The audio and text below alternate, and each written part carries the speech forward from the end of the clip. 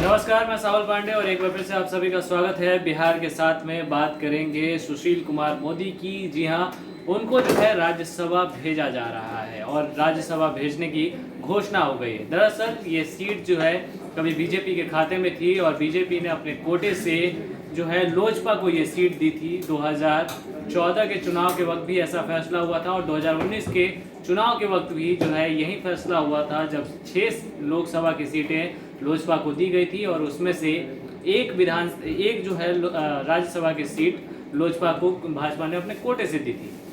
अब ये सीट जो है भाजपा ने वापस ले ली है और इस सीट से जो है सुशील मोदी को खड़ा कर दिया है, यानी उम्मीदवार बना दिया है। इसके पीछे कारण क्या है? इसके पीछे कई सारे कारण हैं, उन पर चर्चा करेंगे। बात पहले कारण की कर लेते हैं। तो पहला कारण ये है कि बीजेपी को ये डर था कि अगर इस सीट पर जदयू या फिर लोजपा के किसी कैंडिडेट को उतारते हैं तो कोई फायदा नहीं होगा और ऐसे में बात बिगड़ जाएगी और ये सीट जो है बीजेपी के हाथ से निकल जाएगी। और राज्यसभा में जिस तरीके से बहुमत बनाना जरूरी होता है, क्योंकि बिल पास कराते वक्त कहीं ना कहीं बीजेपी को दिक्कतों का सामना करना पड़ता है राज्यसभा में। ऐसे में बीजेपी कोई भी मुश्किल नहीं लेना चाहती और इस राज्यसभा सीट को अपने खाते में लाने के लिए बीजेपी ने यही सोचा कि अच्छी बात यही रहेगी कि इस सीट को अपने ही किसी नेता को दे दिया जाए, यानी अपने ही पार्टी के पास रखा जाए।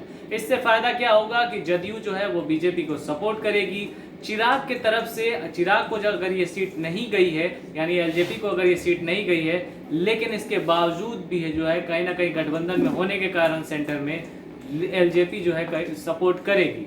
बात ये इसलिए कह रहे हैं क्योंकि आज जब इस पूरे मामले पर चिराग पासवान से पूछा गया कि सुशील कुमार मोदी को राज्यसभा भेजा जा रहा है, तो वो कहीं ना कहीं चुप्पी साधे हुए दिखाई दिए, यानी वो कुछ बोलने के मूड में नहीं है। क्योंकि चुनाव से पहले चिराग खुद ही ये कह चुके हैं कि वो बीजेपी के साथ बने हुए हैं और प्रधानमंत्री नरेंद्र मोदी पे उनको पूरा भरोसा है। ऐसे में अगर सुशील कुमार मोदी को राज्यसभा की सीट दी जाती है तो बीजेपी के लिए ये सेफ गेम हो गया है, यानी एक तरफ एलजेपी का भी सपोर्ट है और दूसरी तरफ जदयू उनके साथ ही बनी रहेगी। ऐसे में ये सीट जो है सुरक्षित हो जाती है। दूसरी बड़ी बात, सुशील कुमार मोदी को बिहार की राजनीति से निकाल करके सेंटर में स्थापित करने की बात है। दरअसल आपको बता दें कि ये अभी से नहीं बल्कि बिहार विधानसभा चुनाव से पहले से ही ऐसे कयास लग रहे थे कि अगर नीतीश कुमार सीएम बनते हैं तो ये लगभग तय है कि नीतीश कुमार सीएम बनेंगे।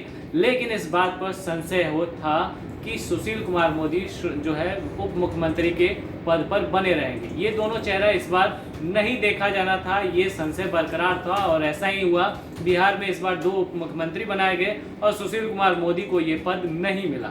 ऐसे में बीजेपी उन्हें बिहार से निकाल करके सेंटर में ले जा रही है। जिस तरीके से जिस सीट पर कभी रामविलास पासवान थे, उस सीट से उन्हें उस सीट पर अगर सुशील कुमार मोदी को बैठाया जाता है तो जाहिर सी बात है उन्हें केंद्र के मंत्रिमंडल में भी शामिल किया जाएगा। इसके पीछे एक बड़ा कारण जो है जीएसटी को लेकर के भी माना जाता है, क्योंकि जीएसटी काउंसिल की जब भी बैठक होती है सुशील कुमार की भूमिका उसमें सबसे ज़्यादा महत्वपूर्ण मानी जाती है। ऐसे में अगर उन्हें केंद्र में मंत्री बनाया जाता है तो इन सभी मामलों पर सुशील कुमार मोदी के ज्ञान का प्रयोग जो है वो बीजेपी अच्छे तरीके से कर पाएगी।